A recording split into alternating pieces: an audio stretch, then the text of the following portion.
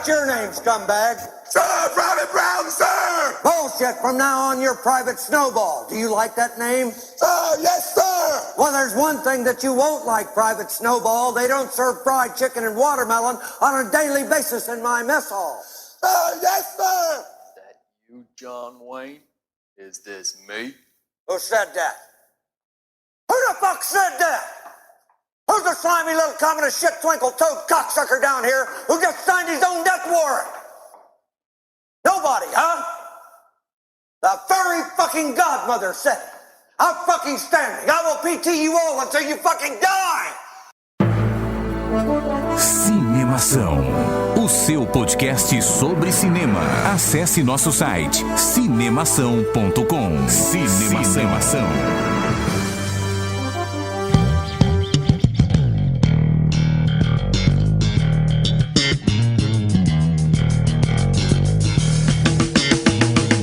Seja bem-vindo ao podcast Cinemação número 83. Eu sou Rafael Arinelli e sim, eu estou no podcast do Cinemação, senhor!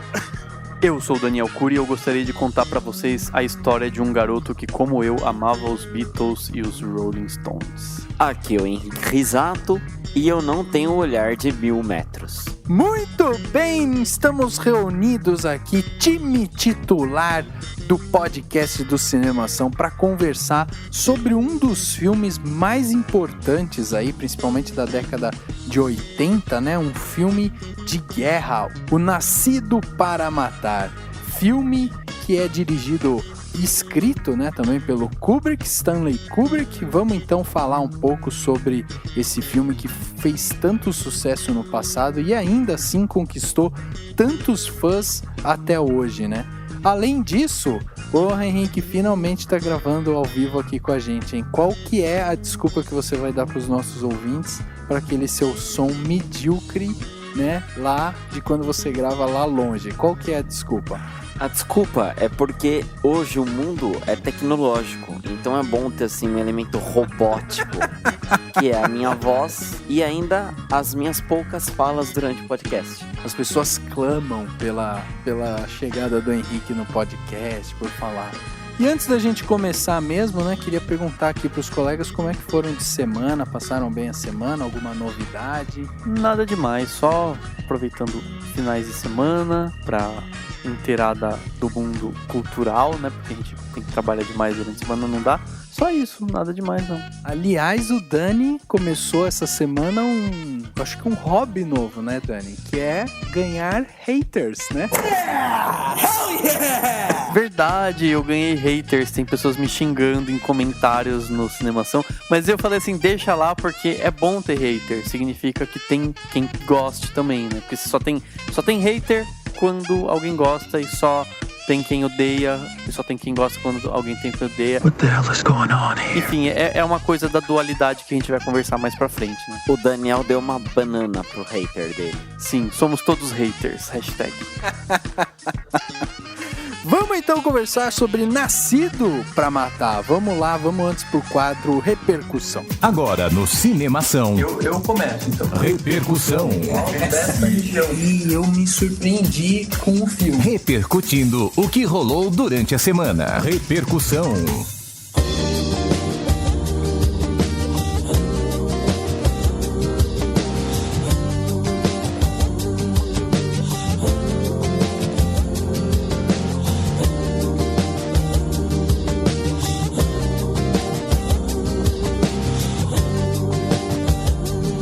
Henrique, se os haters meus, os seus haters, quiserem entrar em contato com o Cinemação, como os haters do Dani têm feito ultimamente, os haters mostrando o quanto eles odeiam o Daniel, como que eles fazem para entrar em contato com o Cinemação e nos xingar, por exemplo? Bom, pra xingar diretamente o Rafael ou o Daniel, porque eu nunca acesso, é o e-mail contato@cinemação.com. Se você quiser daí me xingar assim, você pode entrar pelo Facebook. Vira e mexe, tô no Facebook de Cinemação, que é o facebook.com/cinemação. Ou então tem os nossos Twitters, que é o @cinemação, @danielcury, @arinelli com 2 L's e o @Henrique Risato, que eu não vou explicar como escreve pra você não me xingar.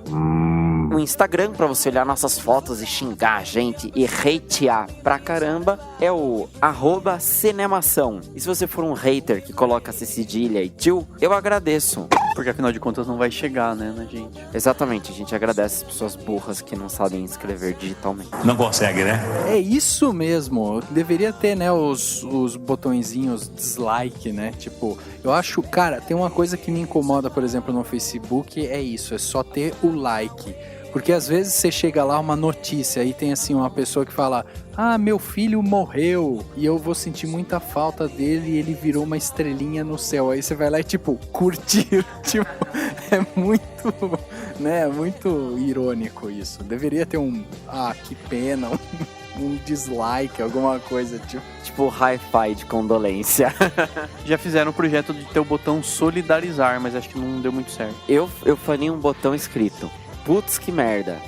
Meu filho morreu, blá blá blá. Putz, que merda. Não sei o que, eu pisei na bosta do cachorro. Que é mancada, mas é engraçado. Eu vi isso acontecer ontem. Tinha uma mulherzinha, pisou na bosta. Clica lá, putz, que merda. Literalmente. Bom, a gente tem aqui os comentários para ler, né, da última semana. Para quem não sabe, às vezes as pessoas ficam achando que os nossos comentários são sempre a respeito do último podcast. Não são. Eles são comentários que saíram dentro do cinemação.com, que saíram no Facebook, que saíram no Twitter.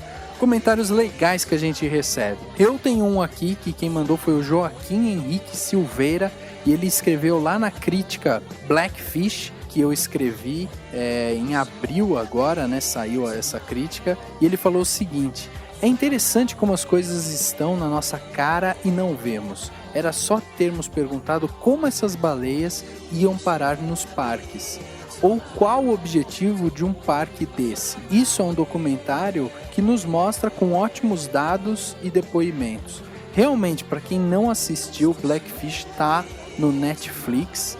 É um documentário muito legal que mostra como que aquelas baleias orcas, ou as chamadas baleias assassinas, elas chegaram no parque SeaWorld, e lá você vai poder acompanhar justamente desde quando elas são retiradas do mar e levadas até o parque, e como elas têm uma vida em cativeiro, quase que como sendo sequestradas mesmo, né? O documentário é muito legal, e além disso o Cinemação participou e ainda participa de uma petição que envolve justamente a libertação de uma das baleias, que se chama Tilikum, que é uma baleia que é uma das mais antigas do parque SeaWorld, e ela acabou matando uma das treinadoras.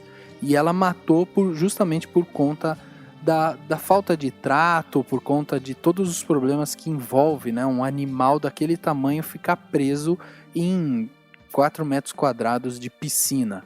Então, você pode assistir o documentário, ir atrás do post do Cinemação, a crítica Blackfish, que vai estar no post desse podcast, e assinar a petição. É legal porque eles precisam de 1 milhão de assinaturas, então é muita coisa, é legal divulgar, é legal passar essa informação pra frente. E se você tem o Netflix, vai lá e assiste esse documentário que vale muito a pena, é muito legal mesmo. A gente recebeu um comentário também do Edu Porto na notícia sobre o trailer de Boyhood, que é o filme novo do Richard Linklater, e ele comentou o seguinte: uma ideia simples, mas tão poderosa. Linklater, como não podia deixar de ser, ia modificando e adaptando o roteiro com o passar do tempo para refletir as mudanças dos seus atores, não apenas na questão da idade, mas também no contexto da vida. Não é o pioneiro da ideia. Irmãs Jamais começou em 99 e Boyhood em 2002, mas nem precisa. Importante é como os personagens marcam a nossa mente nesse processo, que é tão incrivelmente próximo a qualquer um de nós. Eu achei bem legal, até porque trouxe uma informação que eu não sabia do filme Irmãs Jamais. Vou pesquisar e vou procurar saber um pouco mais sobre esse filme. E achei muito legal, assim, eu fiquei muito animado com o trailer do Boyhood. Não tava sabendo detalhes do filme, só do nome dele e do Ethan Hawke, né, que é parceiro do Linklater. E tô super animado para assistir, eu acho que vai ser um filme bem legal. Infelizmente, Não tô esperando ver ele em muitas salas, porque afinal de contas a gente sabe que vai ser um filme que vai chegar mais tímido nas salas de cinema, porque o povão só gosta de putaria e esse filme não é putaria. Mas tudo bem, vamos que vamos. Aliás, né, Dani, é legal falar que o diretor, o Linklater, ele é um diretor, assim, bastante conceituado dentro do mundo do cinema, né? Mas ele não é um diretor mega premiado, assim.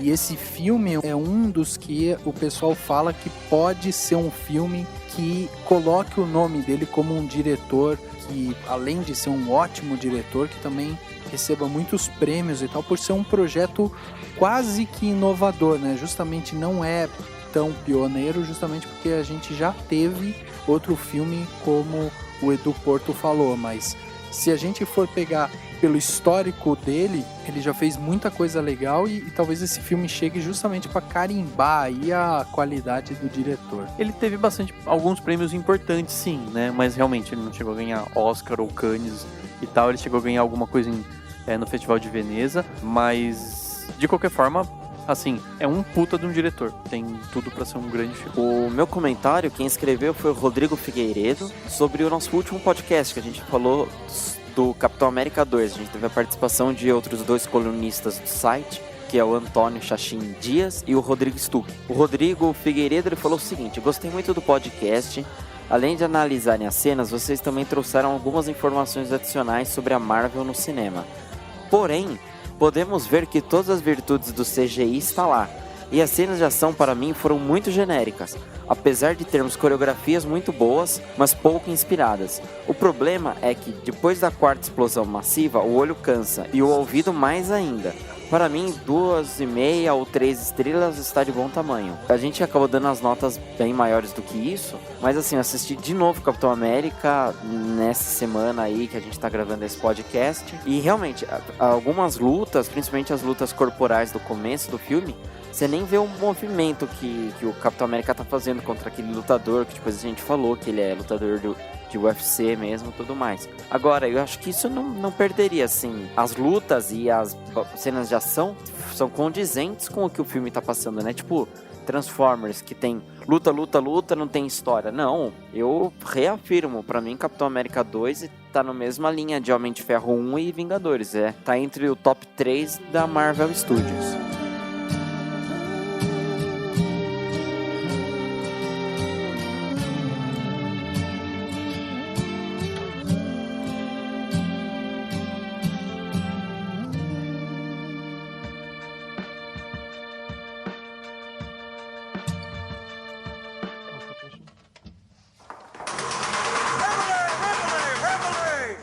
Drop your cocks and grab your socks.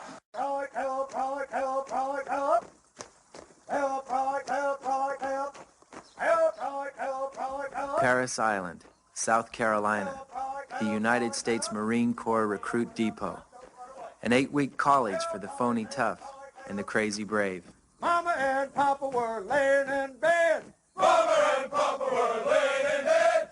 Mama rolled over and this is what she said. Mama rolled over, this is what she said. Give me some. Give me some. Give me some. Give me some. P.T. P.T. P.T. P.T.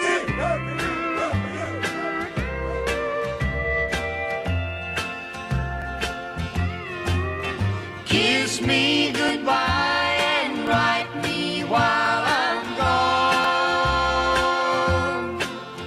Goodbye, my sweetheart. Hello, Vietnam. America has heard the bugle call. Nascido pra Matar, filme de 1987, mais especificamente de julho de 1987.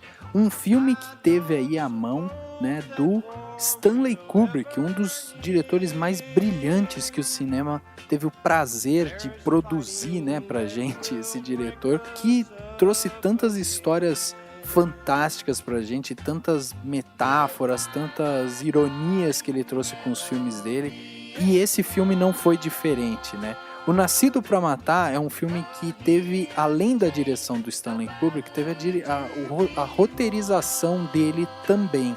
E além disso contou com atores como o Matthew Modine, o Adam Baldwin, o Vincent D'Onofrio e o Lee Ermey, que são atores que hoje, se você for pesquisar sobre eles, você vai ver que eles já estão assim com uma idade um pouquinho mais avançada, né, seus cabelinhos brancos e tal, mas assim, um cara que se manteve muito bem ao longo dos anos foi justamente o Matthew Modine. E é muito legal a gente ver esse filme depois de tanto tempo, porque a gente consegue entender o quanto de ironia o filme carrega, né? Então, pra gente começar esse papo, eu acho que aqui, no caso, a gente nem precisa tocar sirene de spoiler, né? Um filme de 87, vocês acham que precisa? Só se tocar spoiler, tipo, no útero da mãe da maioria do povo que ouve podcast, porque de 87, galerinha aí tem no mínimo 26 anos, né? Assim, eu acho que assim, todo mundo sabe que os podcasts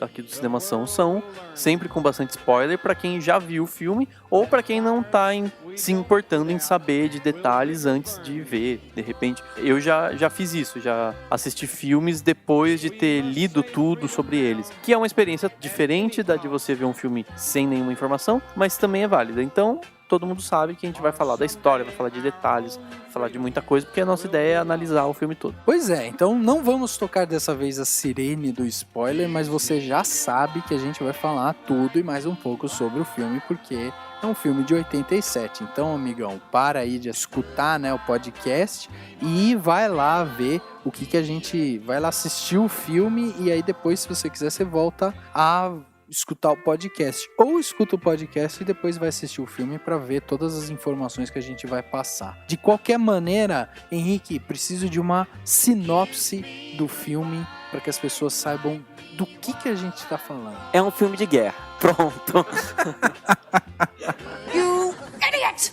O Nascido para Matar, ou Full Metal Jacket, que é o nome original do filme, ele tem duas partes e ambas as partes elas têm como o enredo principal a Guerra do Vietnã. Na primeira parte a gente conhece o personagem principal, que é acaba não falando o nome dele, mas o apelido dele é Joker, mas não traduza como Coringa, mas sim como piadista ou gaiato, né, como ficou na dublagem. Ou hilário, como eles colocaram na legenda da versão legendada, pelo menos do DVD. E que, pelo menos eu, na hora, já fiz também um link com o comediante do Watchmen, que também participa da Guerra do Vietnã, né, de acordo com a HQ. Então o filme, ele começa numa base dos Marines, né, que é os Fuzileiros Navais dos Estados Unidos, onde o Joker, outro recruta, né, que chama-se Leonard Lawrence, mas acaba sendo apelidado de Bile, eles enfrentam o duro treinamento do Sargento Hartman, que é interpretado pelo Lee Ermey. Então mostra toda a humilhação, todo o estresse, é assim, um filme muito pesado, então mostra todo o treinamento para eles virarem fuzileiros navais. E daí na segunda parte do filme já é eles lá no Vietnã, o Joker e o novo grupo dele, e se passa daí mostrando um pouco do horror da guerra, do estresse que foi essa guerra também. E aí aparecem outros personagens, como o Animal Mother, que é interpretado pelo Adam Baldwin. Aí volta a aparecer o personagem que tem um apelido de Cowboy, que é o Arliss Howard, que interpretou, e também estava no centro de treinamento lá dos recrutas. Então, o filme é um filme de guerra, mostra tanto o treinamento dos fuzileiros navais, como os fuzileiros navais lá no Vietnã mesmo. A gente poderia classificar esse filme como um filme que fala sobre soldados na guerra e não sobre a guerra nos soldados, por exemplo? Eu acho que sim. Eu acho que a primeira coisa que a gente tem que entender é que o Stanley Kubrick, ele gosta muito de lidar com a mente humana, né? É sempre ou o quanto o ser humano pode se transformar numa máquina, num monstro e tal, ou o quanto um não humano pode se transformar num humano, que é o caso do 2001, Odisseia no Espaço, que é o maior e melhor filme do Kubrick. Ou um dos maiores e melhores, claro, é sempre discutível, mas enfim, um dos mais clássicos e mais conhecidos de todos. E no caso, especificamente do Nascido para Matar, qual que é o foco dele? É mostrar o quanto a guerra transforma esses soldados em verdadeiras máquinas, em pessoas que não pensam, em seres que estão lá para matar. Por isso, o título, que diga-se de passagem, é muito melhor em português do que em inglês, né? O título Nascido para Matar, que é o que tá escrito no capacete lá do Joker, ou do Hilário, que é Born to Kill, nascido para matar. Tanto que o filme não traça nada de nenhum personagem antes da guerra. Tipo, eles não são nada, eles são simplesmente seres humanos, e aí só conta a história a partir do treinamento e do que acontece na guerra. Então a gente consegue acompanhar isso, e eu acho que é isso que é o filme. Ele é a guerra transformando a cabeça dessas pessoas. A desumanização do ser humano no momento em que ele tá na guerra, e a partir daí provavelmente ele dificilmente vai voltar a ser o que era antes. Uma coisa legal é que, assim, 30 anos antes, o Kubrick tinha feito um filme chamado Glória Feita de Sangue, que é Paths of Glory, e que se passa durante a guerra também, e mostra um general francês completamente assim, que nem o Hartman nos Estados Unidos era esse general. Um cara completamente estúpido, ele manda a tropa dele pra ir lutar, assim, fazer um ataque suicida. Aí quando os caras ficam com medo, um pouco sobra, ele manda artilharia, mandar míssil no próprio grupo. E daí depois, no final do filme, ele vai sofrer as consequências por causa disso. Agora, é legal ver como que o Kubrick pegou 2 filmes de guerra, com 30 anos de diferença, mas com elementos iguais, assim, tipo, se você é um soldado, você tem que cumprir as ordens, e se você não cumprir, assim, você vai ser humilhado, você vai sofrer até fuzilamento, como é no Glória Feito de Sangue, e tem gente que não aguenta, tem gente que foge, tem gente que se mata, tem gente que pira, e sei lá, assistindo o Nascido para Matar, não tem como não pensar naqueles caras que, tipo, invadem uma escola no Brasil, nos Estados Unidos, onde quer que seja, que sofrem bullying e saem matando todo mundo, assim. Na hora que no filme acontece isso, a gente vai chegar lá, mas na hora eu pensei, é por isso que acontece. E eu acho também legal a gente dizer que esse filme, ele chegou, né, ele foi indicado ao Oscar, Globo de Ouro e BAFTA. E o engraçado é que ele foi indicado em todos esses prêmios, só que em diferentes categorias, né? Então, por exemplo, no Oscar, ele foi indicado a melhor roteiro adaptado. No Globo de Ouro, ele foi indicado com o melhor ator coadjuvante, justamente com o Lee Ermey. E no BAFTA, ele chegou a ser indicado com melhor som e melhor efeitos especiais. Quer dizer, ele teve, assim, todas as suas qualidades pulverizadas, né, durante as premiações. Cada premiação pincelou alguma qualidade do filme que estava ali transparecendo. E o mais engraçado é que ele não ganhou em nenhuma delas. Quer dizer, chegou a ser indicado, teve esse certo glamour em áreas diferentes, mas não foi forte o suficiente num todo, né? Eu acho que é importante a gente entender que o Nascido para Matar, ele não é o melhor filme sobre a guerra ele é um grande filme, ele é muito bom em muitas coisas, mas ele não é o melhor filme sobre a guerra do Vietnã, porque a gente tem outros filmes tão bons ou melhores que ele, e ele não é o melhor filme de Stanley Kubrick, né? Tem outros filmes até mais clássicos ou mais importantes, mas mesmo assim um filme simplesmente bom do Kubrick é melhor do que muito filme ótimo de muito diretor que tem por aí. Então ele é sensacional. Mas eu acho que é interessante a gente pensar, eu faria um paralelo com a atualidade, com o momento atual. Por quê? Porque o Kubrick, no Nascido para Matar, ele basicamente mostra a desumanização do ser humano, do soldado, lá na guerra. Em um momento histórico, na verdade em 87 já tinha acabado a guerra do Vietnã, né? Mas retrata um momento histórico em que o grande debate, o grande motivo contra a guerra era a morte dos soldados. Morreram muitos soldados. Vietnamitas, muito mais, mas morreram muitos americanos lá. E ele fala dessa desumanização. E esse mesmo tema, hoje, ou nos dias atuais, ele tem sido tratado, e eu vou citar o Padilha, porque foram 2 filmes dele, Tropa de Elite, principalmente no primeiro Tropa de Elite, e no Robocop, que também é do Padilha. Ou seja, o momento atual tem essas mesmas questões sendo discutidas, porque você tem o treinamento do BOP, que tem lá no Tropa de Elite, é mais ou menos o mesmo treinamento de desumanização que existe no Nascido para Matar, que a gente vê lá o sargento esculhambando com todo mundo, xingando e fazendo eles amarem o rifle, etc. Então é muito interessante fazer esse paralelo, porque daí a gente tem o Nascido para Matar em paralelo com essa questão do treinamento e com a questão da total desumanização dos soldados que o Robocop traz, que traz à tona a questão dos drones. Quer dizer, atualmente, hoje nas guerras, quase não morre soldado. Por que não morre soldado? Porque eles mandam uma máquina lá que se explodir tá tudo bem, ninguém perde nada. E isso é super complexo, porque daí você não tem mais a questão do soldado morrendo, então pode matar, mas peraí, então pode matar outras pessoas que não são do nosso país, por quê? E daí entra toda uma outra discussão. Então eu acho que esses temas são sempre recorrentes e é muito interessante a gente ir e voltar e pensar nesses paralelos. Inclusive a Guerra do Vietnã, né, que onde o filme se passa, ele não te posiciona exatamente aonde, em que momento da guerra que aquilo está se passando, mas você sabe que se passa dentro do ambiente da Guerra do Vietnã. E eu acho interessante a gente ver que é uma guerra que durou 20 anos, né, é uma guerra gigantesca e que a perspectiva de um final para ela era muito sutil, assim,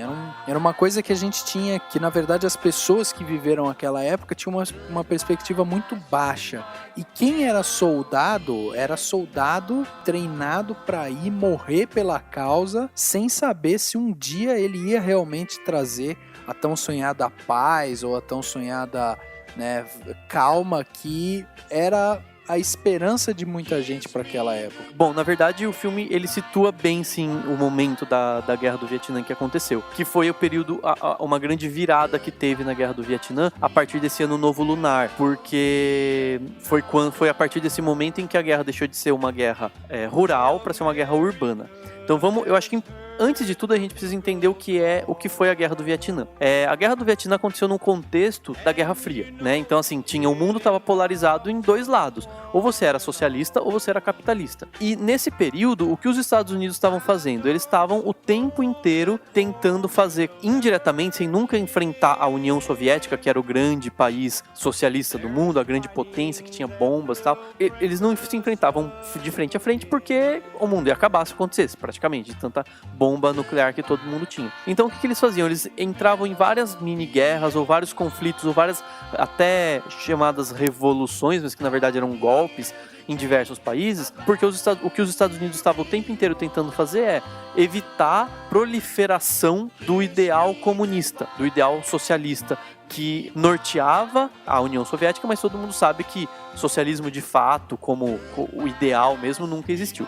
Mas de qualquer forma, o que os Estados Unidos fizeram? Só pra gente entender, os Estados Unidos financiaram golpe de Estado do Pinochet, lá no Chile, para não matar socialista, basicamente, para matar comunistas e tal. Financiaram um golpe na Argentina, financiaram um golpe no Brasil, como a gente bem sabe, e financiaram guerras, a guerra da Coreia, que separou a Coreia do Sul e a Coreia do Norte, que estão separadas até hoje, e a guerra do Vietnã. O que acontecia então? A gente tinha o Vietnã do Norte, que era socialista e aliado da União Soviética, e o Vietnã do Sul era capitalista, aliado dos Estados Unidos. Beleza. Chegou o momento, e aí os Estados Unidos vão com aquela ideia de vamos salvar os coitadinhos dos vietnamitas do norte. E nesse período surgiram os Vietcongs. O que eram os Vietcongs? Eles eram uma força de resistência do Vietnã do Norte. Eles é o que a gente chamaria hoje de guerrilha. Ou, não sei se já usava esse termo, seria uma guerrilha. O que acontece? Guerrilha é muito difícil de combater. Então, a Guerra do Vietnã nunca foi uma guerra do tipo exército de um lado, exército de outro, guerreiro. Tipo,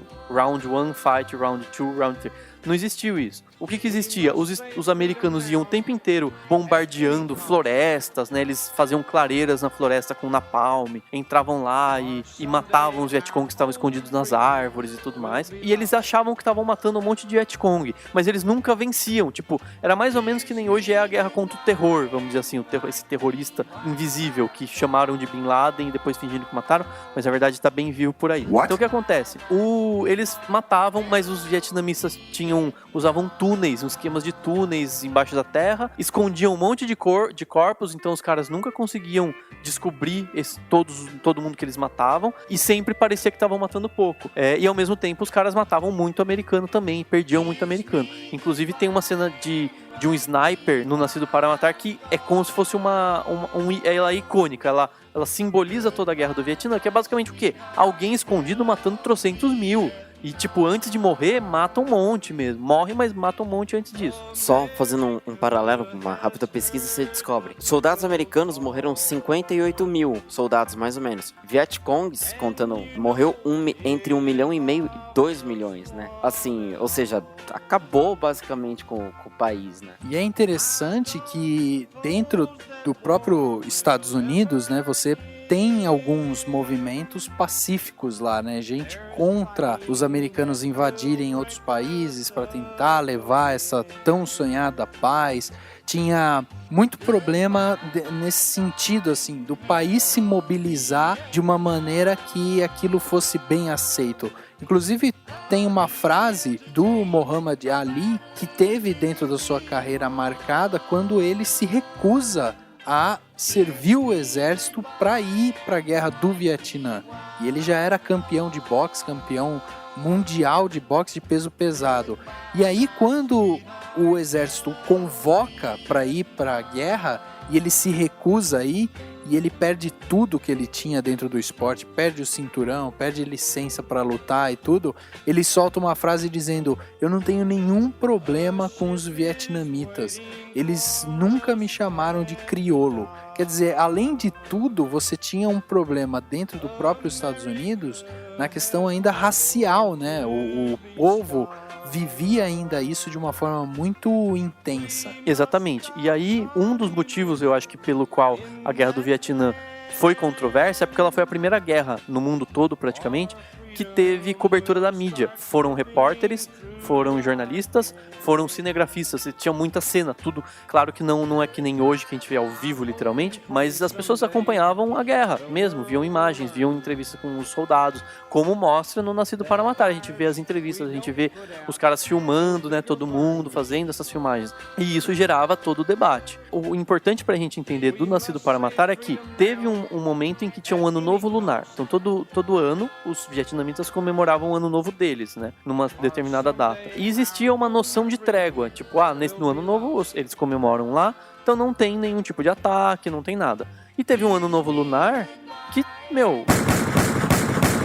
que foi chamada, que foi a entrada do ano do macaco, eles chamaram de ofensiva do Tet, que foi tipo um monte, os soldados americanos todos lá tranquilão, achando que não vai ter nada, porque afinal de contas é ano novo lunar, né? Eles estão festejando, isso mostra também muito bem no filme, e tem um ataque. Tem, inclusive em alguns lugares, teve ataques fortíssimos de milhares de Vietcongs cercando os americanos e tudo mais. E a partir desse momento, os Vietcongs invadem cidades, em muitos casos abandonados, já bombardeados, enfim. Mas eles entram em cidades. E a guerra deixa de ser uma guerra, ela muda completamente de forma. Ela deixa de ser aquela guerra rural, que eles chegavam de helicóptero, explodiam na Napalm, pra uma guerra urbana, de gente nos prédios e tal, como a gente vê no filme. E a partir disso é que os Estados Unidos começam a ver que eles estão ferrados mesmo. Não vão ganhar nunca essa porcaria dessa guerra. E aí que começa a cair, e essa é a derrocada dos Estados Unidos. Aí você pensa assim, mas morreu muito mais Vietcong do que americano. Então por que a guerra foi considerada perdida para os Estados Unidos? Eu acho que até hoje eles devem achar que ganharam. Mas ela foi considerada perdida porque eles foram lá para destruir o governo socialista do norte e unificar o país num único país capitalista. E eles não conseguiram isso. Se você vai para uma guerra querendo um objetivo, esse objetivo não é alcançado, você volta para casa e não só isso acontece, como 2 anos depois o país se unifica com o governo então socialista da época, pronto, você perdeu a sua guerra. Você foi lá, lutou, perdeu, um monte de gente se fudeu e as coisas continuaram do jeito que estavam antes. Can't afford to wait for the tank. I think they're gonna hit us any minute. When they do, we won't have time to pull out. We gotta do it now. Let's get ready to move. Ready to pull out? Wait a minute! Hold it! Hold it! Nobody's pulling out! There's only one fucking sniper out there! Back off, mother. I'm calling the plays. I say we're pulling out. Yeah, well, what about Doc J and 8-Ball? I know it's a shitty thing to do, but we can't refuse to accept the situation. Yeah, well, we're not leaving Doc J and 8-Ball out there. Doc J and 8-Ball are wasted. You know that. Bullshit! Come on, you guys. We gotta go bring him back. Let's go get him. Let's do it. Stand down, mother. That's a direct order. Fuck you, cowboy. Fuck all you assholes.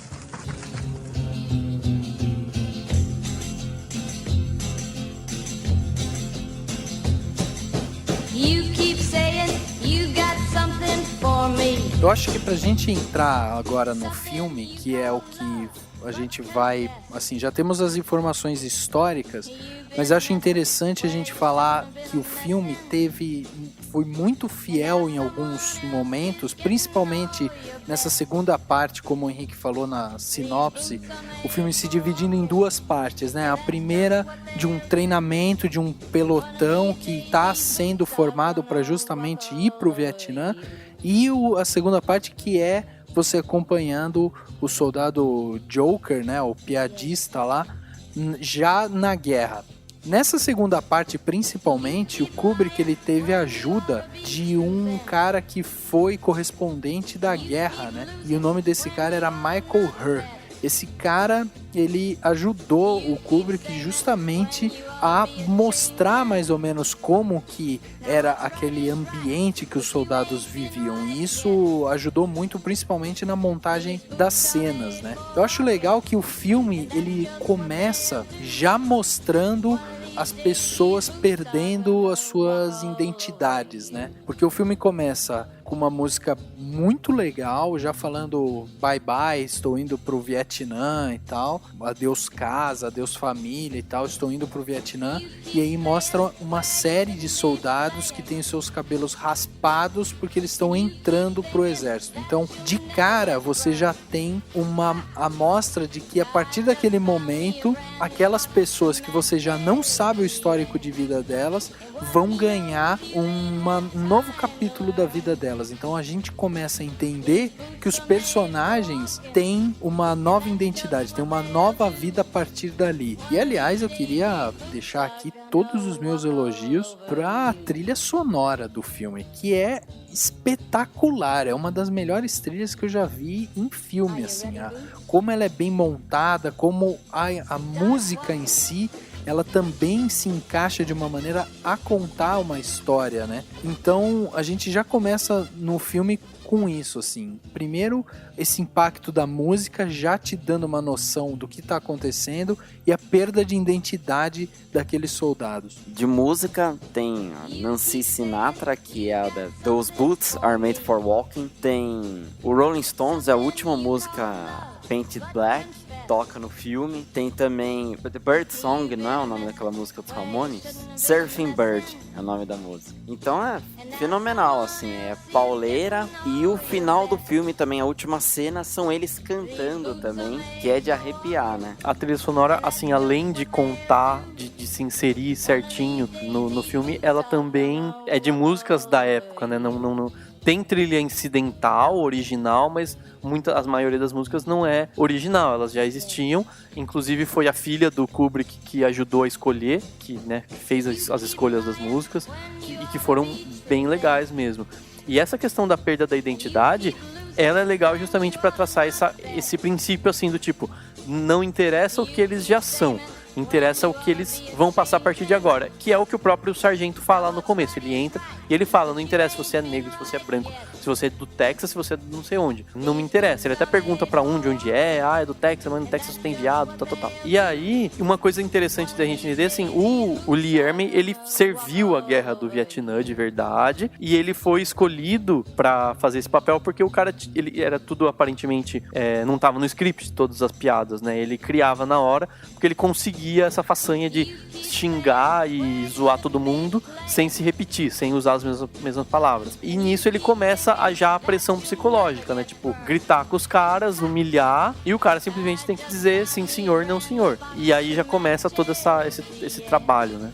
Na verdade, até quando vai falar o nome do cara, tem que pronunciar o R antes, né? Tipo, R. Lee Ermey, né? E o que aconteceu? Ele era o consultor do Kubrick. Aí, o Kubrick pediu pra ele, mostra pra mim como que faz, como que um sargento ele se porta pra usar isso pra hora que eu for gravar o filme. Então ele fez um videotape, que na época não existia Skype, de 15 minutos. Falou, tem que ser assim, um jeito bem austero, né? Bem bravo mesmo, daquele jeito. Aí o Kubrick pegou e, assistiu aquilo, entrou em contato com ele e falou, cara, vem pra cá, porque você vai ser o sargento, não tem como, assim, você vai ensinar um cara, não, você é o que eu tô procurando. E foi assim que o R. Lee Ermey, ele foi contratado. E uma curiosidade é que ele é um personagem importante nesses novos filmes que tiveram do Massacre da Serra Elétrica, em que ele interpreta um cara completamente sadomasoquista, mas assim, não, louco, nervoso mesmo, que não é pela violência violência física, ele assusta pela violência mental mesmo. E ele faz, né? Ele tem como característica, inclusive, essa... Sempre tá fazendo algum personagem forte em termos de personalidade, mas também ele faz muito personagem assim, tipo xerife, capitão, sargento. Ele fez as vozes, inclusive, do sargento do Toy Story 2, por exemplo. Então ele tá sempre envolvido com essas figuras militares, né?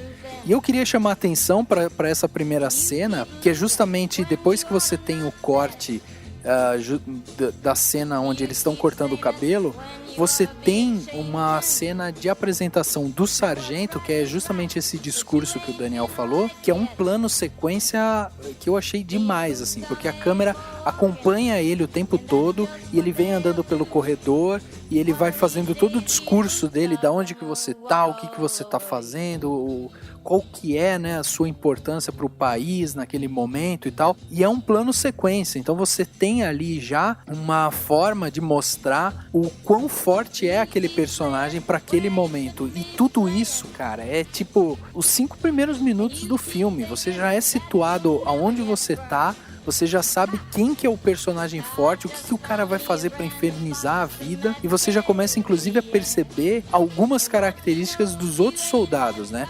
Por exemplo, o próprio soldado, o Joker, ele faz uma piadinha a hora que o sargento Hartman tá lá fazendo todo o discurso dele. Ele faz a piadinha, o sargento fica maluco e ele começa a pagar geral. Aí vai lá, tenta humilhar um, tenta humilhar o outro e tal. E você vê, por exemplo, o soldado Pyle, que é o gordinho que tá lá, ele tá sempre com um sorrisinho na cara. Então você sabe que, o que esse cara tá sorrindo? Olha a situação que ele tá, olha com quem que ele tá lidando. Então você já percebe que o cara tem algum desvio ali de caráter, que ele tem alguma coisa que já, tipo, incomoda, sabe? Se a gente pegar, assim, eu tava pensando no início depois que eu assisti o filme, né, que eu acabei assistindo umas 2 dias seguidos. Se você pegar que a hora que eles estão raspando o cabelo, é como se fosse uma criança nascendo. Geralmente o bebê nasce careca, né? E o Sargento Hartman é tipo a mãe. É ele que dá o primeiro ensinamento e ele que dá o nome, né? A mãe que dá os primeiros ensinamentos e o nome pra criança. E é o que ele faz. Ele que tá dando, a sua vida vai ser assim e o seu nome é esse, que nem... depois eu vi que o Joker lá, o gaiato, aparece o nome dele, acho que é Davis, num macacão. Mas eu nem reparei essa cena, sinceramente, vou ter que procurar no Google pra ver. Mas não importa, ele é o piadista, ele é o gaiato o filme inteiro, porque o Hartman nomeou ele assim, como acontece com o cowboy, que vai aparecer nas 2 partes do filme, ou um soldado negro lá que ele chama de Bola de Neve. E outra coisa que a gente vê nessa cena inicial é que ela tem toda uma simetria, né? O ambiente, ele é simétrico, ele é limpo, ele é totalmente, né, clean, assim, absolutamente tudo, não tem um toque pessoal, o que indica a impessoalidade, ou seja, eles são uma unidade. Tem um determinado momento mais pra frente que ele até fala, se um de vocês, não interessa o que vai acontecer com um de vocês, se um de vocês morrer, a corporação, o pelotão, os Marines, né, os fuzileiros, eles permanecerão inteiros, né, a corporação. Então eles são parte dessa corporação, eles são parte, quase que uma referência até ao Estado totalitário da extrema direita, tal, do fascismo. Mas assim, o ambiente é totalmente impessoal. Tem depois um momento em que ele até fala pra limparem o banheiro, deixarem o banheiro muito limpo a ponto da Virgem Maria poder ir lá e cagar. What the f***? Que é engraçado, tal. E depois esse banheiro limpo vai servir pra uma coisa também muito importante, pra um momento muito importante da extrema degradação humana, tal, né? Desse treinamento. E outra coisa importante, o personagem do Joker, primeiro que ele vai lá já como jornalista ou repórter, né? Desde o princípio ele tá pra ser isso, mesmo com esse treinamento. Então ele vai ser tipo um repórter da corporação. Eu acho que ele escolhe isso depois. Ele fala, eu fui trabalhando no jornal do colégio. Mas pelo que eu entendi, é depois da formatura que eles escrevem, que eles se candidatam. Tá certo, pode ser mesmo.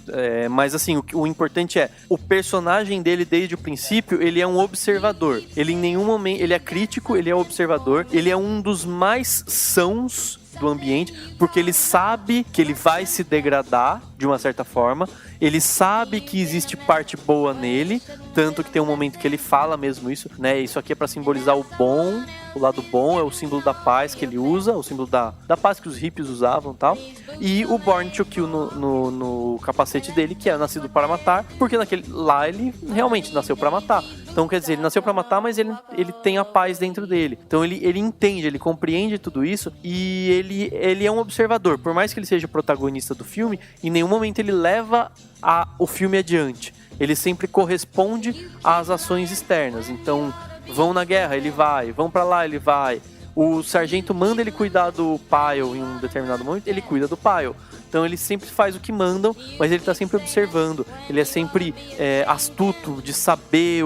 É ele que comenta que o Pyle não tava bem, porque o que acontece? O Pyle começa a ser muito zoado, os caras vão lá, batem nele com sabonete, muito louco isso. Nunca pensei em bater em alguém com sabonete na toalha, né? É porque não deixa marca, né?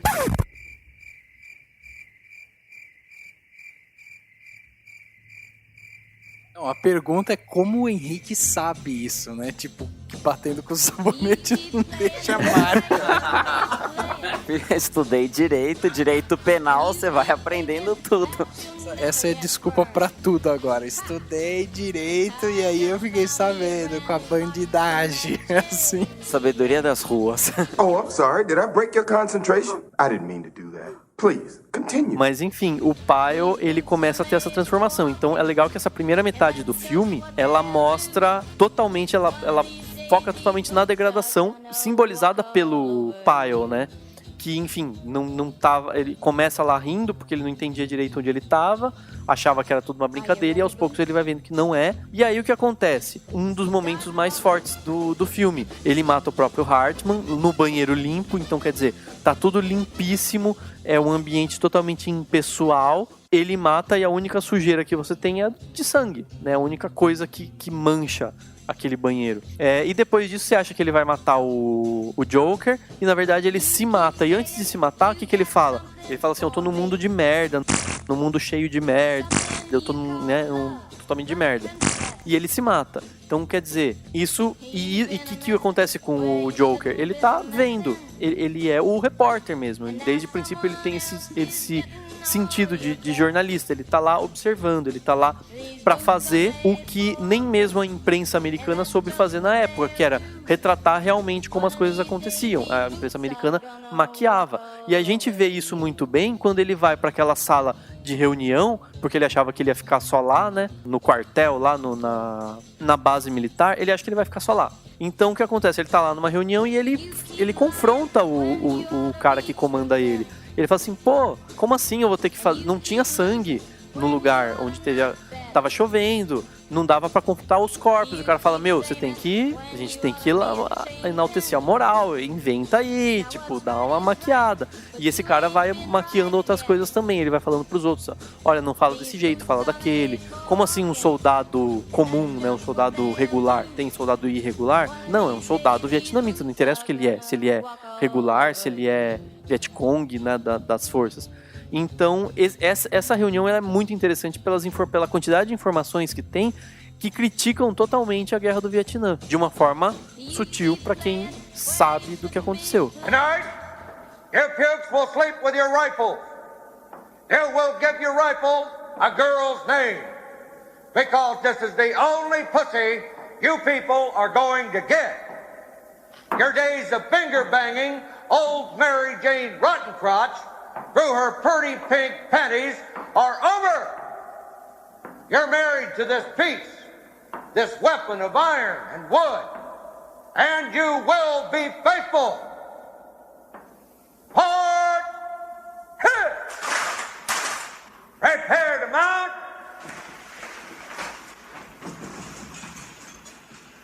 Mount! 1, 2, 1, 2, 3, 4. O filme tem 1h56 e a gente pode dizer que praticamente 50% do filme se passa mostrando o treinamento dos soldados e os outros 50% se passam com eles no próprio Vietnã, né? E toda essa consequência da humilhação pro soldado gordinho que não consegue subir nos obstáculos, que é atrapalhado para montar a arma, que não consegue amarrar o cadarço, que esconde os donuts dentro do armário e tal.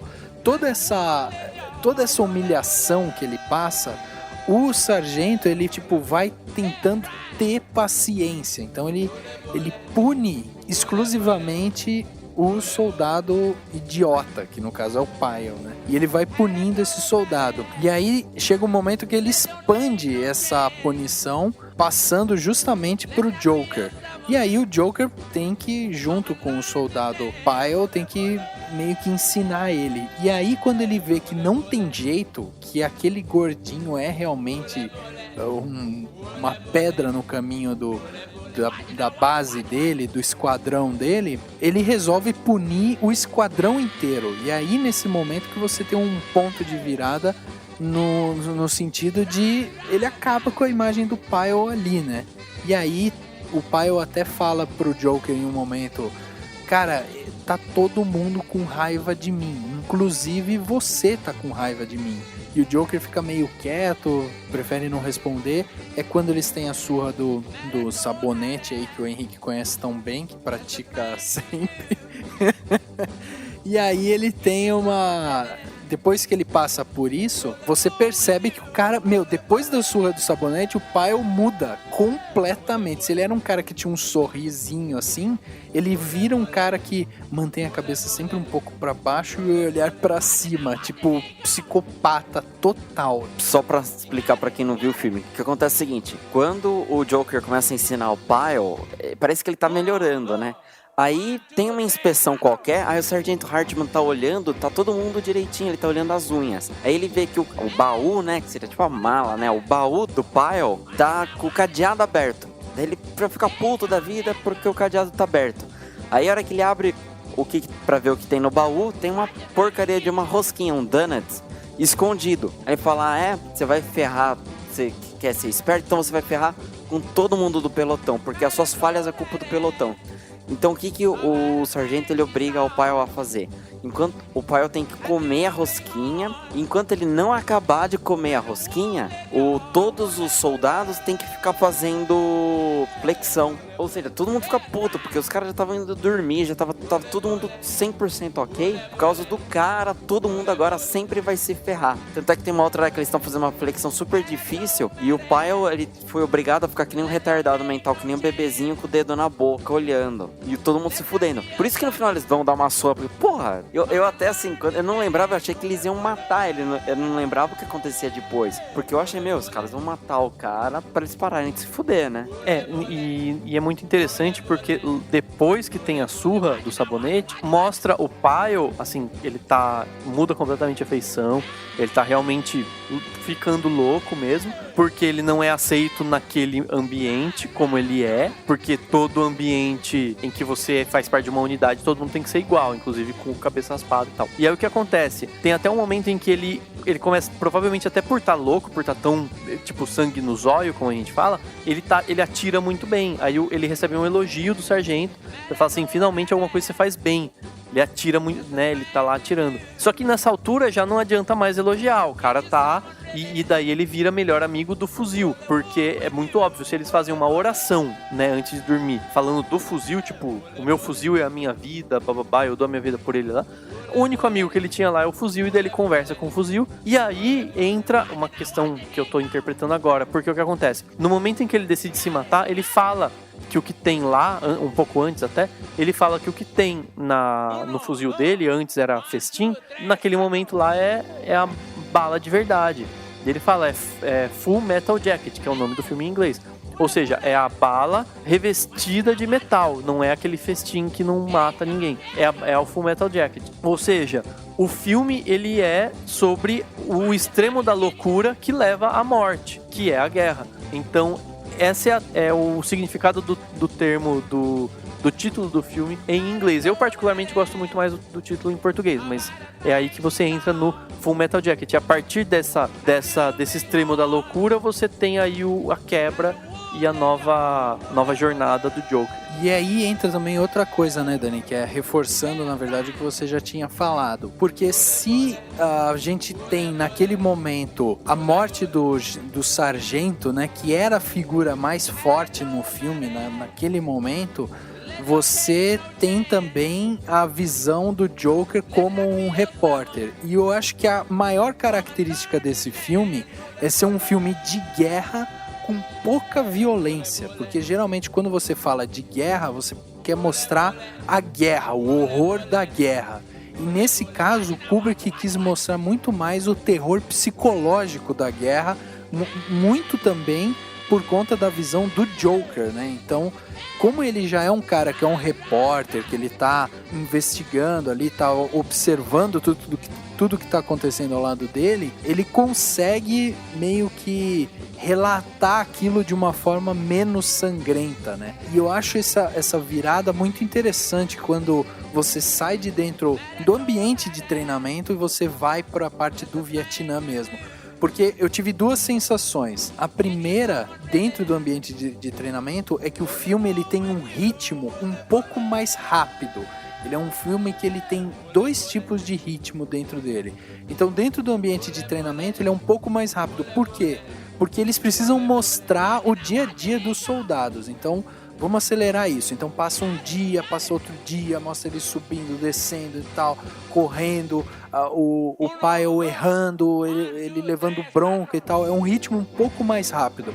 A hora que você entra no ambiente de guerra, o ritmo muda completamente, vira um ritmo totalmente mais lento, mais denso, mais dramático. Ele tem uma linha muito mais dramática. Então, se dentro do ambiente de treinamento você olhava o Pyle e você falava, caralho, esse Pyle ou ele vai pegar a metralhadora e vai fuzilar todo mundo, que acaba acontecendo de uma certa forma, ou alguém vai matar ele porque não aguenta todas as burradas que ele faz. E isso é uma questão de tempo, mas você tá dentro daquele conflito. Quando você vai pro Vietnã, o inimigo é outro. Você não sabe quem é o inimigo, você não sabe onde tá o inimigo. Então, o jeito de contar o filme muda também. Você acaba tendo uma coisa muito mais lenta. Então você tem alguns planos sequências também dentro do ambiente do Vietnã já, que é muito assim, os soldados correndo pra frente, aí o cara para, a câmera passa,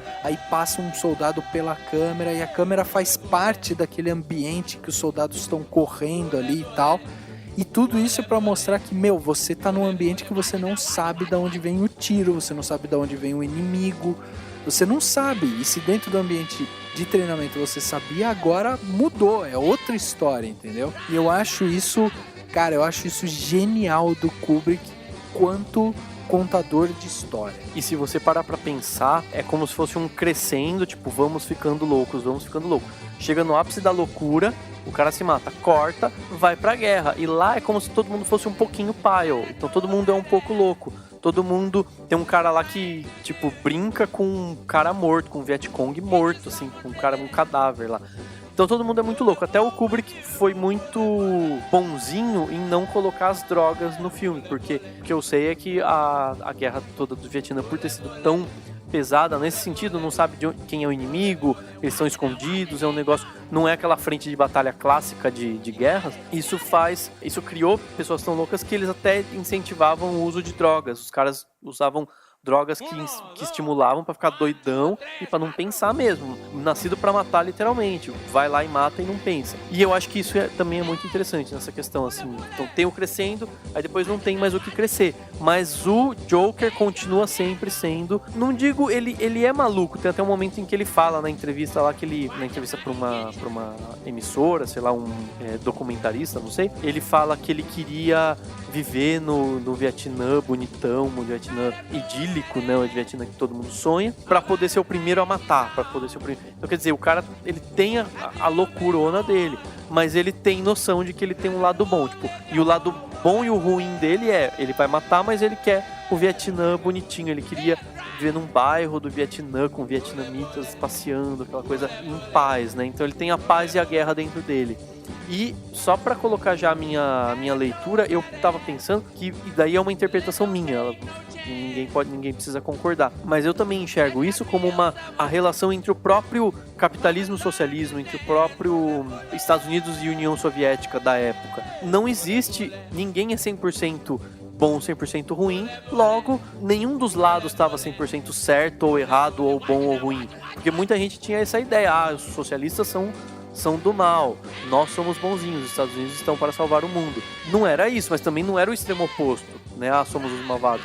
Então eu vejo muito como essa dualidade que existe no mundo todo, em todo ser humano, né? Na teoria do Jung, né? Que é o psicólogo que criou essa teoria e tal, mas também no mundo todo. O mundo dividido entre socialista e capitalista, ele não necessariamente é pão, queijo, ele tem nuances. Inclusive a gente pode também colocar dentro disso, dessa associação que você fez, que o Joker, ele é um pouco do cara do sonhador, né? Do cara que fica ali, porque ele vai muito mais por um discurso do que pelas suas atitudes, né? Então ele é um pouco também do político, né? Ele é um pouco do cara que ordena, mas que não vive aquilo intensamente. Ele tem um pouco disso.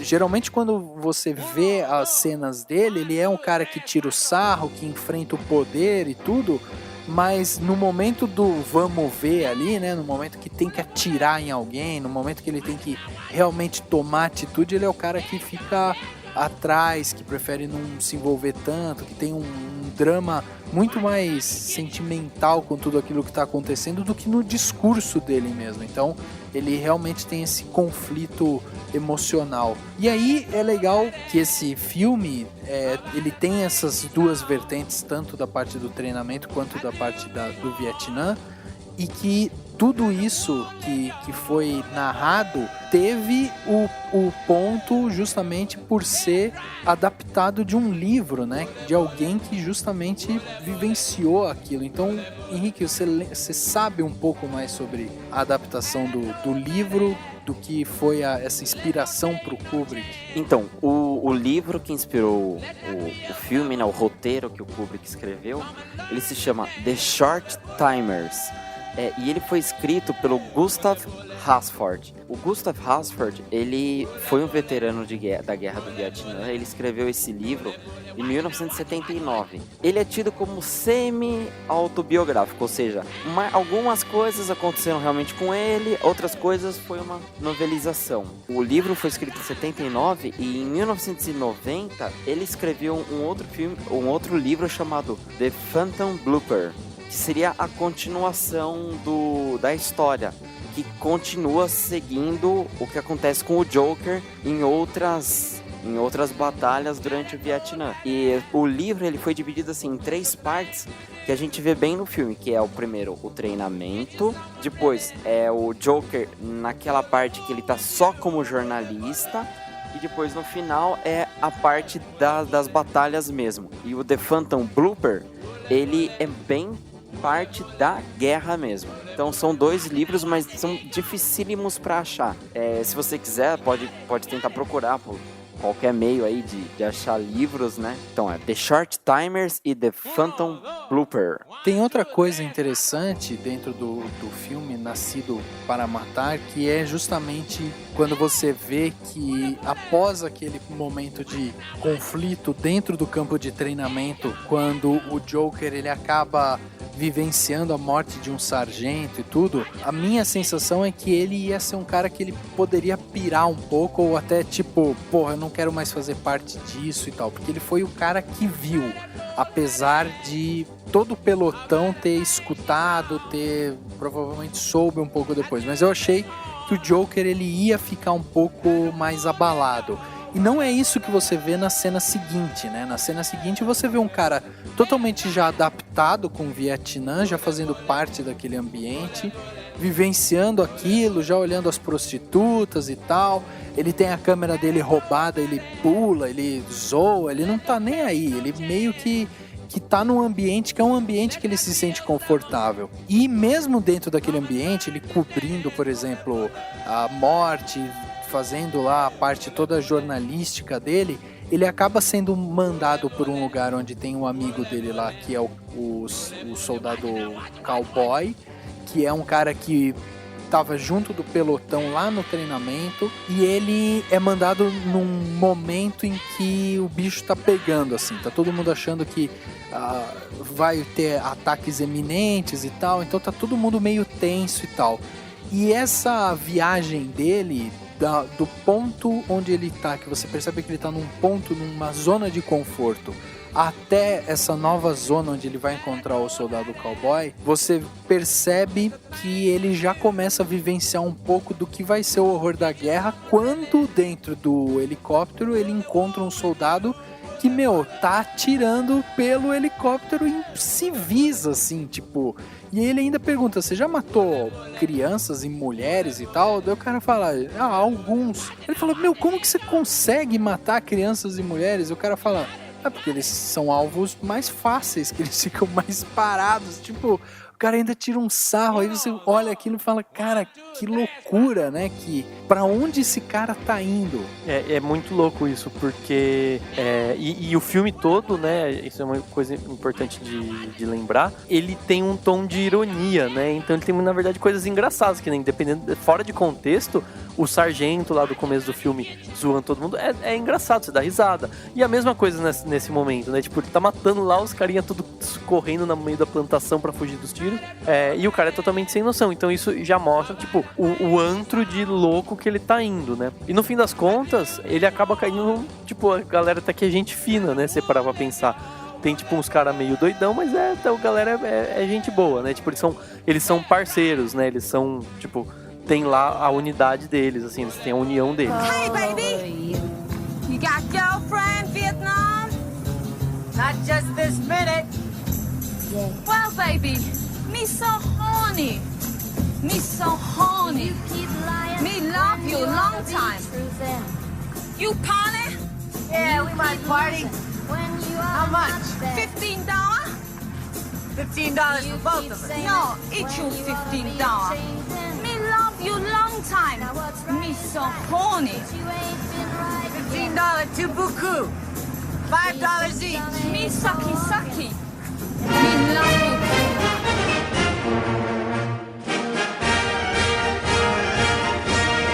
Daí que entra também numa das cenas mais interessantes do filme, que é essa batalha, vamos dizer assim, com um sniper escondido no meio de uma cidade abandonada, com uns predinhos tudo abandonado, que foi bombardeado, e tem alguém que tá atirando. E daí foi o que eu comentei já há pouco tempo aqui no podcast.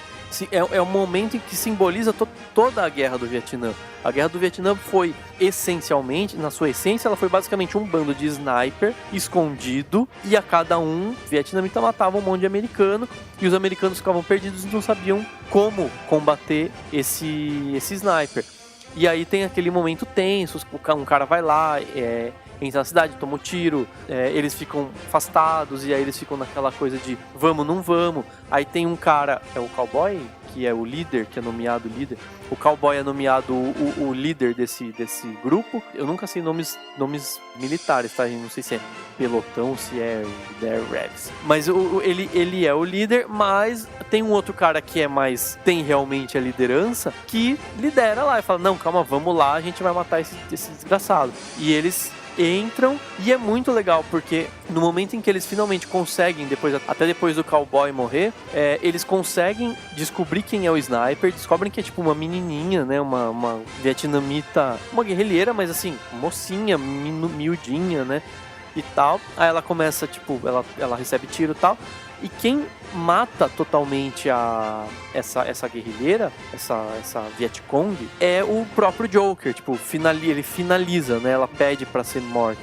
Então ele, ao mesmo tempo em que ele tá realmente respeitando o que tá escrito no capacete dele, nascido para matar, ele finalmente mata alguém de verdade, ele também tá sendo bom em dar fazer uma misericórdia, né, com ela. Tipo, ela tá sofrendo, faz a misericórdia. Tipo, ele tá sendo bom e mal ao mesmo tempo. Então ele tá sendo a paz e a guerra ao mesmo tempo. Ele tá sendo essa dualidade, ele tá confrontando esses dois lados dele. Então isso é muito, muito interessante de você ver, porque é o que dá complexidade pro personagem, né? Eu acho, Dani, que tem algumas coisas dentro dessas cenas do Vietnã que são muito irônicas, assim, que eu acho que o Kubrick quis dar justamente esse tom irônico para mostrar, inclusive, o quão frágil é o soldado, por mais bem treinado que ele seja, e como que eles podem viver aquela loucura de uma forma tão intensa. Eu acho que ele quis brincar um pouco com isso, com essa fragilidade do soldado. Então, por exemplo, para mim algumas cenas chamaram a atenção que mostram essa ironia. A primeira é uma quando eles estão andando dentro desse campo de batalha, dentro daquela cidade, e aí um dos soldados tá passando por dentro de uma casa e tal, ele vê um coelhinho no chão, e aí ele pega o coelho, explode uma bomba e ele morre. E aí, enquanto ele tá ali agonizando, né, vem alguém fazer uma massagem cardíaca nele e o cowboy já liga pra a central, alguma coisa. E aí os caras falam, ó, tudo bem, o cara vai morrer, não tem como eu mandar ninguém aí, você é o líder. E aí quando ele desliga o telefone e vira pro Joker e fala, eu sou o líder, o Joker ainda fala, opa, eu vou te seguir, você é o melhor líder que vai ter, não sei o que, tipo, ainda brinca. E o cara tá ali na frente deles, agonizando, morrendo.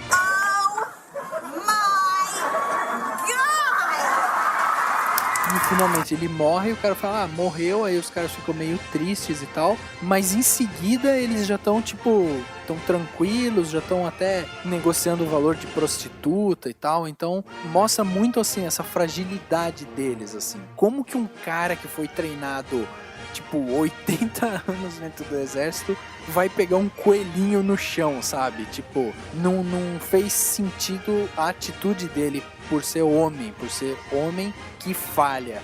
E outra é que dentro dessa cena, quando começa essa cena do sniper, que eu diria que é a maior batalha que tem no filme, né? Que são 8 soldados contra um sniper no prédio, você tem ali de novo a inocência deles. Por quê? Porque eles percebem que estão fazendo um erro de caminho, resolvem corrigir o erro tendo que passar por dentro de uma vilarejo lá, uma cidade, e aí eles pegam e falam, o cara que é o que eles chamam de 8-ball, né, que é o bola 8, que é um negão lá, que é o cara que cuida do mapa, fala, cara, vai lá e veja se você encontra o caminho. Se você for ver a cena, o sniper, ele tá mirando no cara, o cara tá, tipo, no meio da cidade, sem estar escondido, num espaço completamente aberto, e o cara leva um tiro na perna. Aí ele cai no chão, aí ele fica lá gemendo e tal, os caras escutam, fica aquela discussão de, precisamos salvar ele e tal, e aí o cara leva tiro em uma perna, leva tiro na outra perna, leva tiro na mão, leva tiro não sei o quê. Mas a grande falha é, por que esse cara foi lá no meio sem estar protegido? De novo, 80 anos de treinamento e o cara não fez. Então, eu acho que essas ironias que é colocada no filme mostra muito isso, que os soldados, por mais treinados que eles fossem, eles eram humanos e falíveis, né? Principalmente num ambiente tão estressante.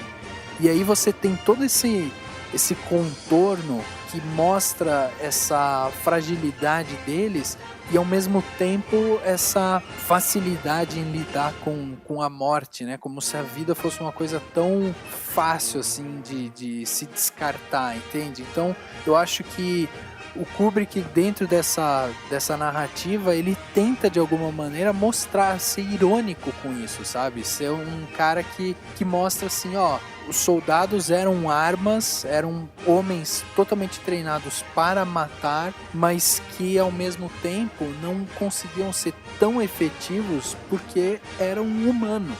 Você estava falando disso, eu lembrei, olha a referência. Eu lembrei de uma frase que acho que é falada, que é falada na série do Game of Thrones, que o cara tá falando do uso da espada, e daí ele fala assim, é quando você começa a usar a espada que você descobre que o ser humano é só um saco de carne sustentado por ossos.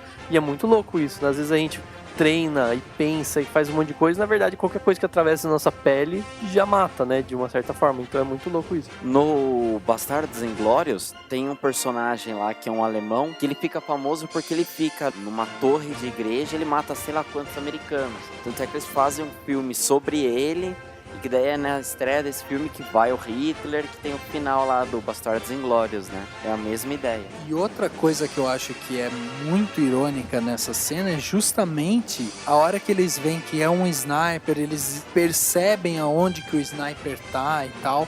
O próprio cowboy, que seria, entre aspas, o líder daquele pelotão, ele morre também de uma maneira muito infantil, porque ele não se atenta ao ambiente que ele tá e tal, então ele morre de uma maneira muito frágil também. E aí os caras, a hora que eles resolvem ir atrás pra matar o sniper, os caras jogam bomba de fumaça, a câmera continua acompanhando eles, você não sabe quem é o inimigo, então a câmera vai atrás, aí você vê os caras entrando no prédio, aí eles se separam, tudo pra chegar até o sniper, e a hora que chega no sniper é uma menina, tipo uma Vietcong, como o Dani falou, tipo magrinha, que tá ali porque tipo comprou a ideia dos Vietcongs, entende?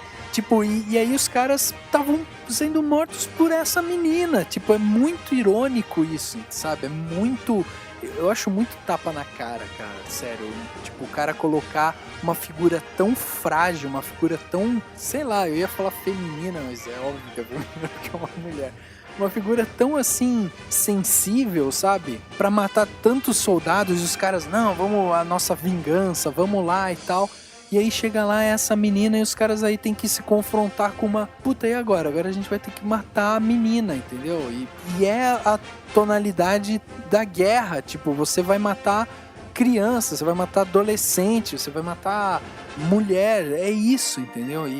E é impressionante como essa cena, ela também, além da questão do sniper, essa fragilidade também remete a toda a guerra do Vietnã. O Vietnã, principalmente os Vietcongs como frágeis, contra americanos fortes, tipo, treinados, mal ou bem, falíveis ou não, super bem treinados, que, enfim, estavam lá e eram muito bem preparados. Então tem toda essa referência. E outra coisa interessante de a gente pensar é da questão de entre a morte e a liberdade, né? O que é melhor entre você viver sem liberdade ou, se for para não ter liberdade, melhor morrer? Tem elementos disso. Então, por exemplo, quando os soldados estão dando essas entrevistas para esses documentaristas e tal, eles primeiro que eles falam um monte de absurdo, tipo, eu vim, tipo aqueles babaca, né? Assim, eu vim aqui para matar Vietcongs.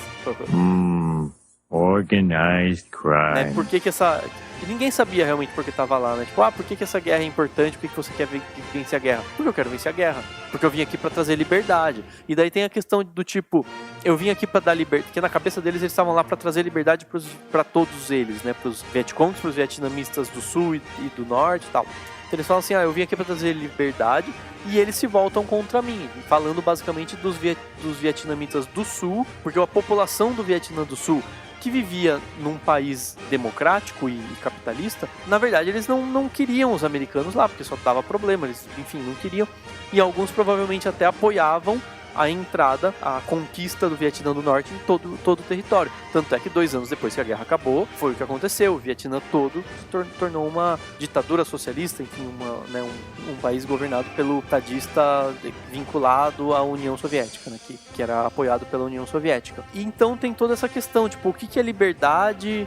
Liberdade é morrer? Será que morrer é ficar livre em algum momento? E aí o que acontece? Uma coisa muito interessante. No final, eu já tô chegando no final do filme, tá? Não sei se me perguntaram, mas eu vou chegar. Termina essa batalha e tal, o Joker volta pra casa e aí ele repete a frase que o Pyle usou lá no banheiro antes de se matar. O Pyle falou, eu tô no mundo de merda.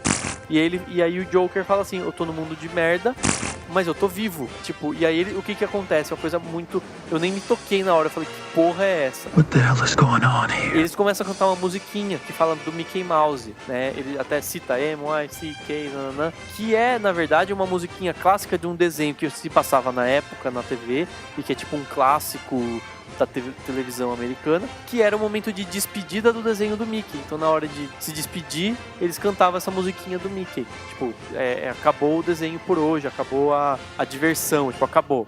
Hora de voltar pra casa, né? Hora de ir pra casa. E é o que eles estavam cantando porque eles estavam indo pra casa finalmente. Então, quer dizer, fica aquela sensação de vazio, porque a guerra não serviu pra nada. Fica aquela questão, aquela dúvida do que é ser livre e do porquê que tem que lutar tanto pela sua liberdade. Se é pra viver preso numa guerra ou viver sofrendo, se é pra morrer e tal. O que é melhor? É melhor morrer? É melhor ser livre? É melhor viver num ambiente socialista? Se é que ele é realmente... Claro, na época era realmente um ambiente totalmente fechado, sem democracia, mas fica esse debate, né? E eu acho que até no filme ele chega a questionar isso quando tem uma cena que um dos personagens morre e aí a câmera fica parada num eixo central e vários personagens ao redor dela e a câmera vai passando de personagem por personagem, de baixo pra cima, assim, e o personagem olhando pra câmera. E eles, na verdade, você se tornou ali o corpo, né? E as pessoas estão olhando pra você e refletindo sobre a vida mesmo. E aí tem um momento que alguém vira e fala assim: agora que ele morreu, ele tá livre.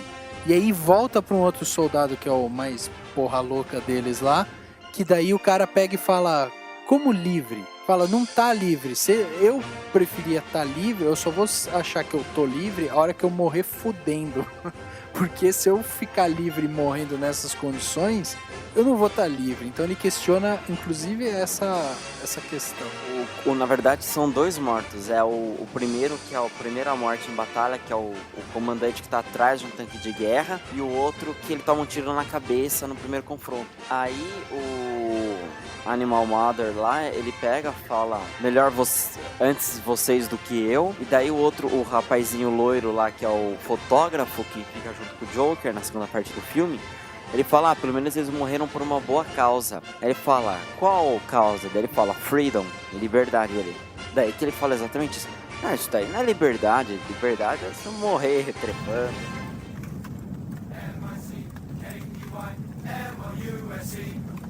We play fair and we work hard and we're in harmony. M-I-C-K-E-Y, M-O-U-S-E, Mickey Mouse. Mickey Mouse. Mickey Mouse. Mickey Mouse. Forever let us hold our banner high, high, high, high. Boys and girls from far and near, you're welcome as can be.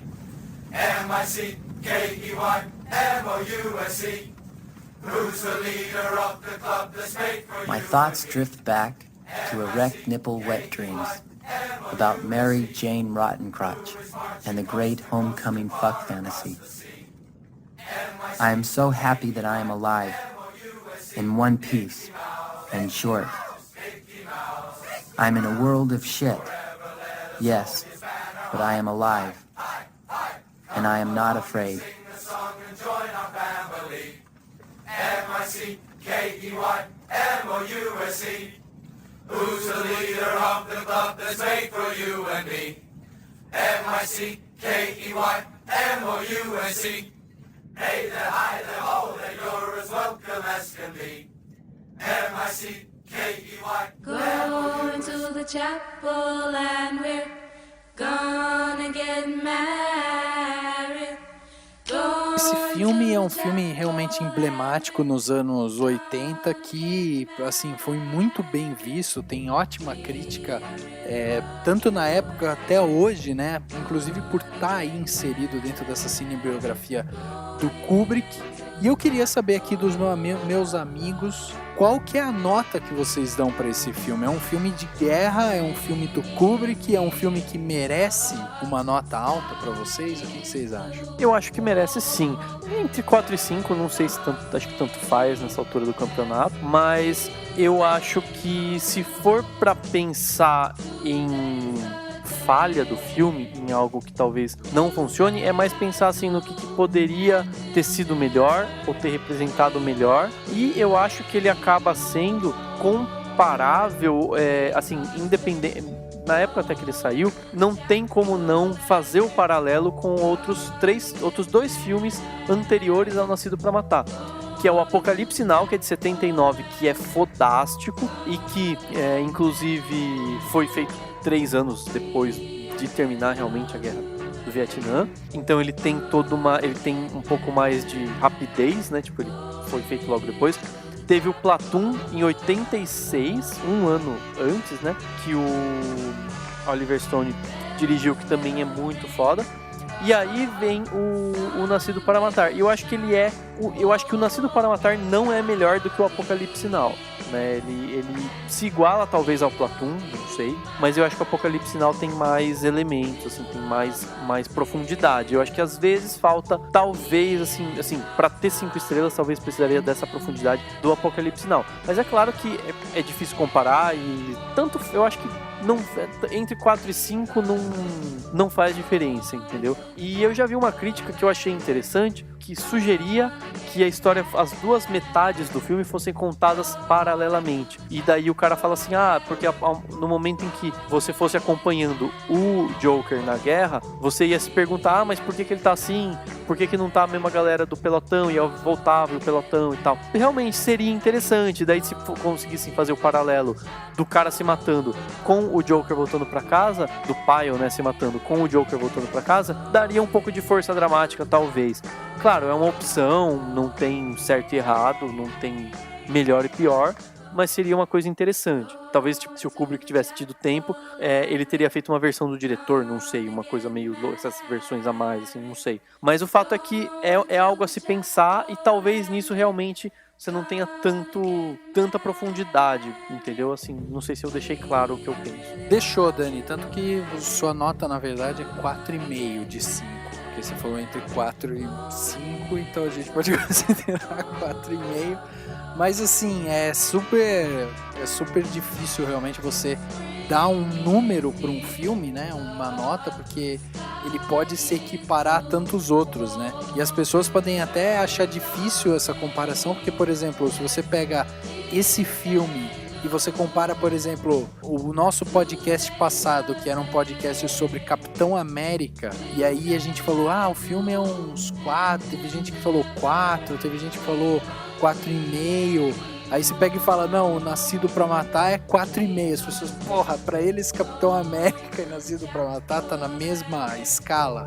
Não tá, são categorias totalmente distintas dentro, inclusive, dos nossos corações. Aliás, entra aqui a minha crítica, então a gente pode abolir essa ideia da nota, porque eu acho que nota, na verdade, é uma coisa muito assim, é só pra você ter uma ideia do que você vai ler na crítica, não sei. Eu acho que, assim, ela é mais uma brincadeira do que uma coisa a ser realmente levada a sério, porque é muito difícil você dizer, então é igual, porque como você dá 3 estrelas pra... Eu, no caso, dei 3 estrelas pro Capitão América, tá? Só pra deixar bem claro. Mas você dá 3 estrelas pro Capitão América e daí você deu 3 estrelas pro filme do Woody Allen, você quer dizer que Capitão América e Woody Allen é a mesma coisa? Não, mas grande bosta, tanto faz. O importante é assistir o filme e refletir sobre ele muito mais do que dar nota. Não, Capitão América é legal, o Woody Allen é chato.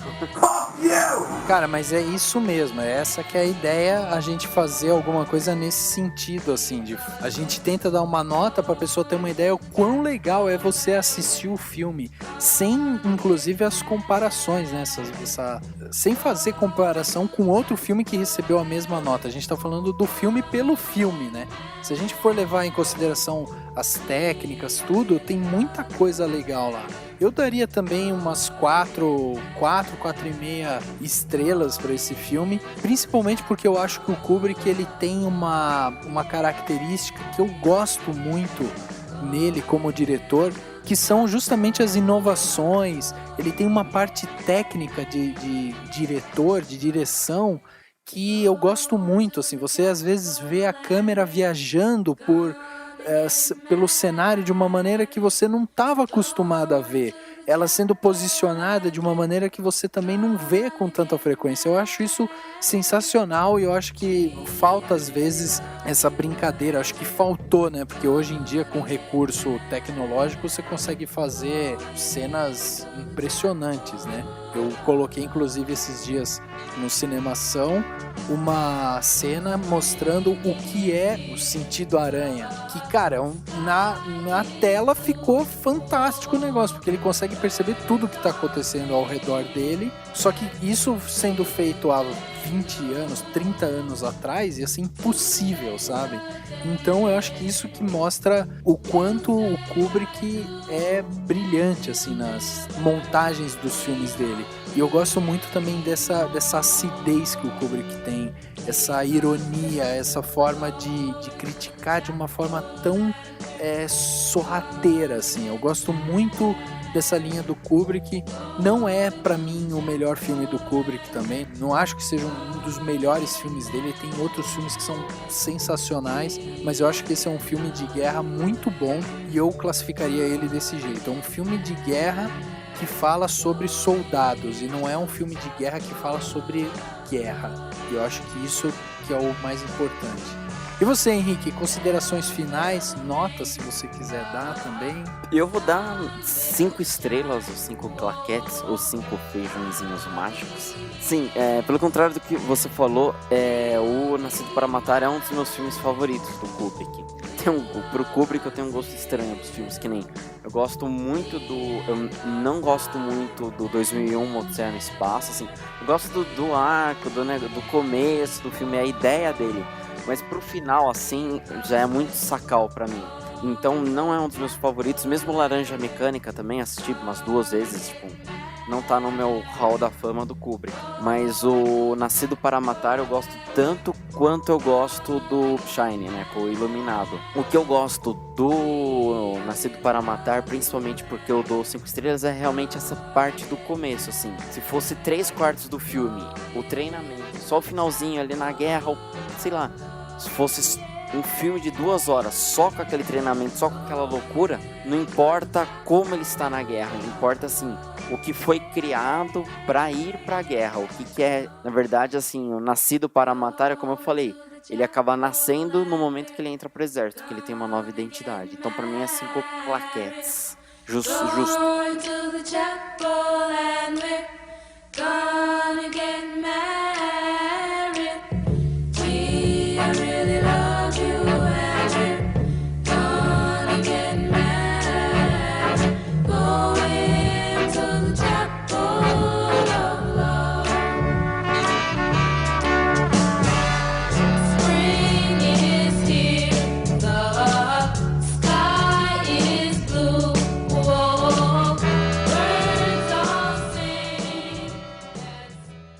Everybody's heard about the bird.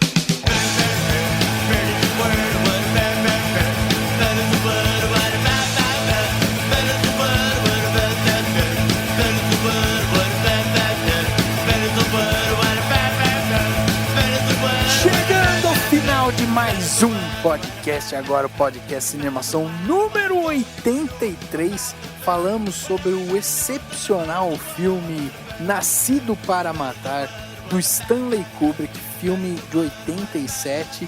E Dani, o que as pessoas fazem se elas quiserem mandar pra gente sugestão de filme pra gente falar aqui no Cinemação, por exemplo? A gente falou hoje de um filme de 87, mas se as pessoas falarem, porra, fala aí de Matrix, fala de Coração Valente, fala de, assim, outros filmes assim, como que elas fazem? Manda e-mail, comenta no post do Cinemação, ou escreve lá no Facebook, enfim, tem várias formas, né, como o Henrique falou no Repercussão, e você mandar pra gente as sugestões. E a gente sempre vai procurar falar de filmes mais clássicos, porque o que a gente faz, basicamente, né, a gente fala de temas mais gerais, tipos de filmes ou questões relacionadas ao cinema, questões que estão intrínsecas ao cinema. A gente fala de filmes que estão saindo agora no cinema, filmes blockbusters populares, ou até filmes não tão populares, mas que valem o debate, a discussão. E a gente vai sempre tentar falar de filmes, talvez clássico seja uma palavra pesada, mas, ou que não abarque, não caia no gosto de todo mundo, porque para muita gente clássico tem que ser um pouco mais antigo e tal, mas filmes importantes, filmes que merecem ser lembrados, filmes que precisam estar na nossa videoteca pra gente assistir no domingo à tarde, lá de boa em casa. Então filmes que a gente precisa sempre revisitar, né? E aquela frase famosa, não existe filme antigo, existe filme que a gente não viu, né? E sugira pra gente filmes legais que vale a pena da gente revisitar ou até visitar caso a gente não tenha visto ainda, porque a gente vai sempre debater e isso é muito bom, é tão bom quanto falar dos filmes que estão agora nos cinemas. É isso aí, então mais um podcast gravado, anotado e registrado para a nossa biblioteca do Cinemação. Valeu Dani, valeu Henrique pela participação e o próximo tema a gente não vai dizer ainda porque você vai ter que ficar ligado nas nossas redes sociais para saber o que vem por aí. E nem eu sei porque eu não tenho a mínima ideia, não tô participando de reunião de pauta. Valeu Dani, valeu Rafa, valeu pessoal, até a próxima. Tchau. Valeu galera, valeu todo mundo, falou, até a semana que vem. O podcast Cinemação número 83 fica por aqui e a gente se vê no próximo.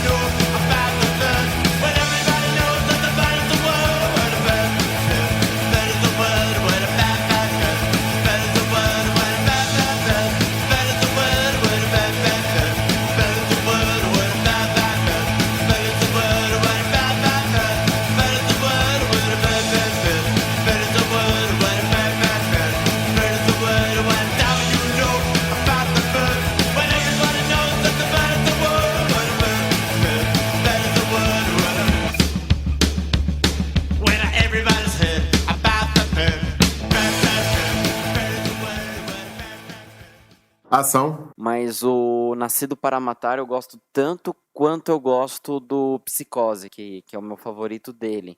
Desculpa, Descreva o Kubrick fisicamente. Ele é gordinho, careca. Eu falei Psicose, mas eu imaginei o Jack Nicholson na minha cabeça. Quis dizer o Iluminado.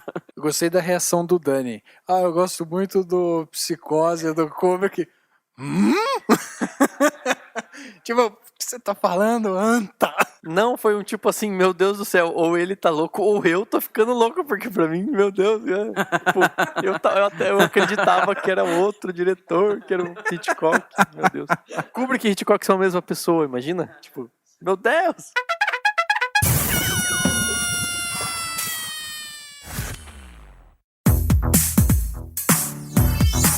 Esse podcast foi editado pela Isso Aí Design.